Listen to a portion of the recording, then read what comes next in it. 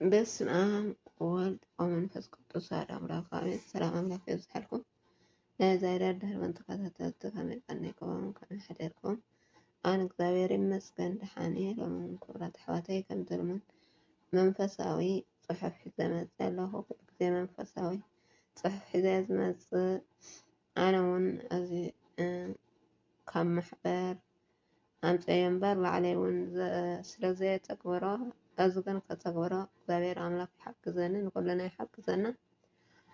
ንዓኹም ክነግረክን እናሃለኩስ ባዕለይ እየተግብሮ ማለት ኣይኮነን፣ ግን ከተግብሮ እግዚአብሔር ኣምላክ ዓይኒ ልቦና ይክፈተለይ። ክቡራተይ ሕዚ እውን ከምቲ ልሙድ 55 ሓፀርቲ ሕግታት ክርስትያናውያን ሂወት ዝብል ሒዘ መፅእ ኣለኹ።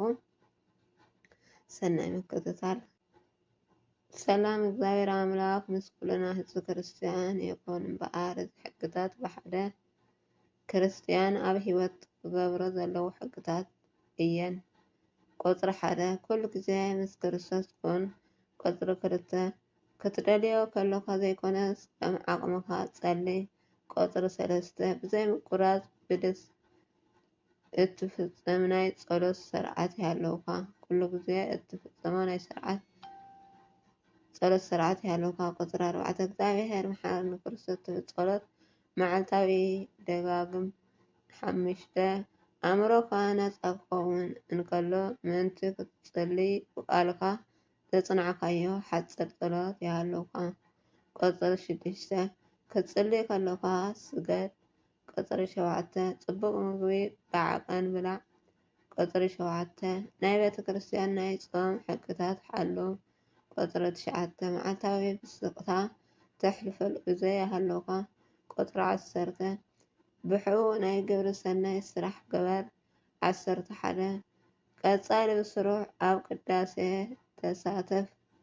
12 ብስሩዕ ሓጢኣትካ ተናዚዝካ ቅዱስ ቁርባን ተቐበል።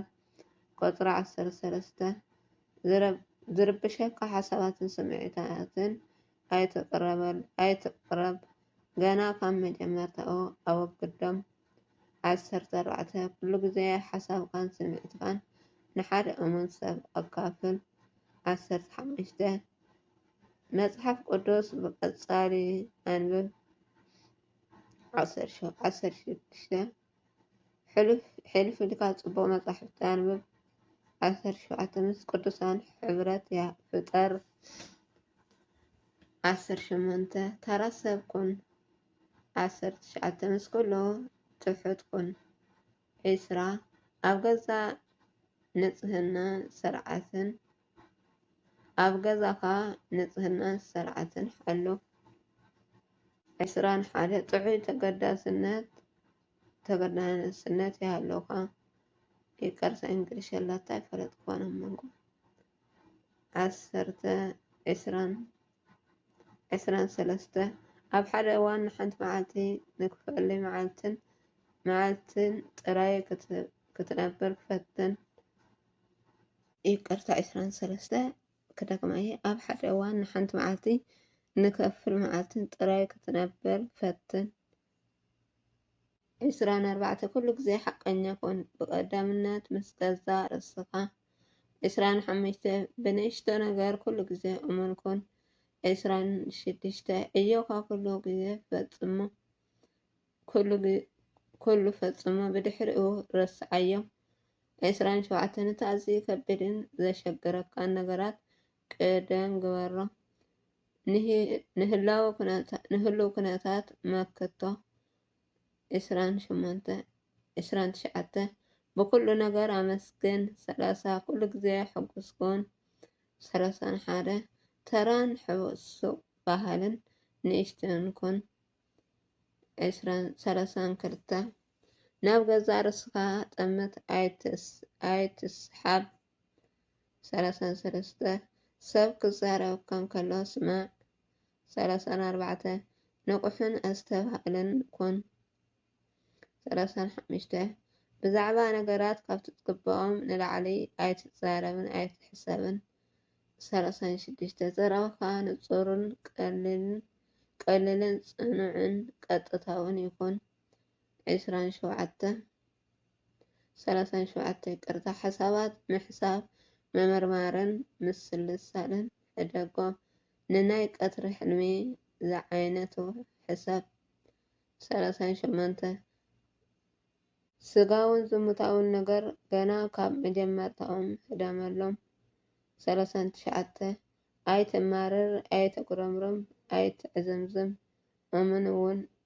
ምንን እውን ኣይትበል 40 ንገዛእ ርእስካ ምስ ካልኦት ኣይተወዳደሮ 41 ካብ ካልኦት ሰባት ድንጋፀ ይኩን ውዳሴ ኣይትጸበ 42 ንዝኾነ ሰብ ዝኾነ ምክንያት ኣይትፍረዶ 43 ንሓደ ነገር ኢልካ ሰባት ክትእምን ኣይትፅዓር 44 ንገዛእ ርእስካ ኣይትከላከል ቁኑዕ ምዃንካ ክትረጋገፅ ኣይትፈትን 45 በአምላክ ጥራይ ዘመስክረልካን ዝተወሰነልካን ኩን 46 ርእቶን ንቕፈታን ተቐባሊ ኮይኑ ግን ንኩሉ መርምሮ 47 ማዕዳ ክትህብ ምስ ተገደድካ ወይ እውን ምስ ተሓስብ ጥራይ ሃብ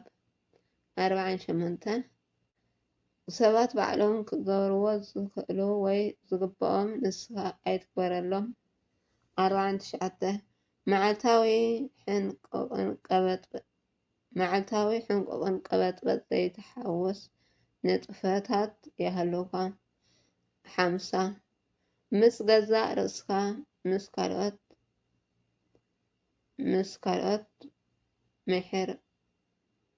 መሓሪ ኩን 51 ሻዕ መወዳእታ ዝተንፍስ ክትፍተን ምዃንካ ዳኢ ዘክር እምበር ካሊእ ዓይነት ትፅቢታት ኣይሃሉካ 52 ኣብ እግዚአብሔር ብርሃንን በር ኣብ ሓጢአት ጸልማትን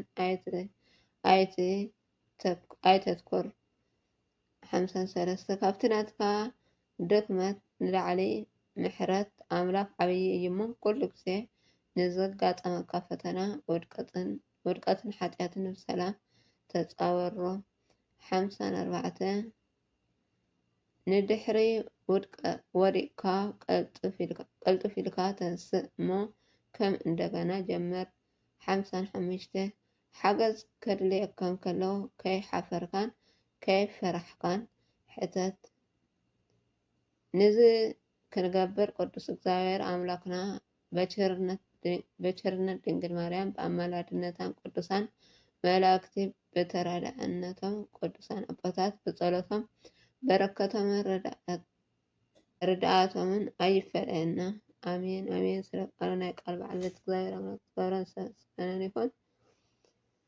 ስብሐት ለእግዚአብሔር ወለወላዲቱ ድንግል ወለመስቀሉ ክቡር አሜን። ክብራት ኣሕዋተይ ዝተባገይክዎ ኣርማኒ ኣነ ካብ ማሕበርና ካብ ዋትስኣፕ ዘምጻእክዎ እምበር ኣነ ዘተግብሮ ኣይኮንኩን። ግን እግዚአብሔር ኣምላክ ኩልና ክንመሃረሉ ኢለ ኣምፅአ ዘለኹምና እግዚአብሔር ልቦናና ይክፈተልና ተምሂርና ክንተግብሮ እና ሼር ሳብስክራይብ ላይክ እናገበርኩም ኣተባብዑኒ ምትብባዕኩም ኣይፈለኒ ከምቲ ኩሉ ግዜ ትሪእለይ ከዓ ክብረት ይሃበለይ ዘይትሪእለይ ከዓ ይረኣዩ ከምዚ እናበልካ እዩ ዝደና ገና ብዙሕ ሰብ እኳ ኣይፈልጥን ግን ዝሰምዐኩም ክሻዕ መወዳእታ ሰሚዕኩም ሼር ሳብስክራይብ ክትገብሩለይ ብትሕትና ይሓትት። መንፈሳዊ ስለዝኮነ ዋላ ብዙሕ ናተይ ኣብ ንባብ ብዙሕ ጎደሎ ከለዎ ይክእል እንድዩ ግን መንፈሳዊ ስለዝኮነ ንሂወት ዝጠቅም ስለዝኮነ ክሰምዕዎ ተስፋ ይገብር። ክብራተይ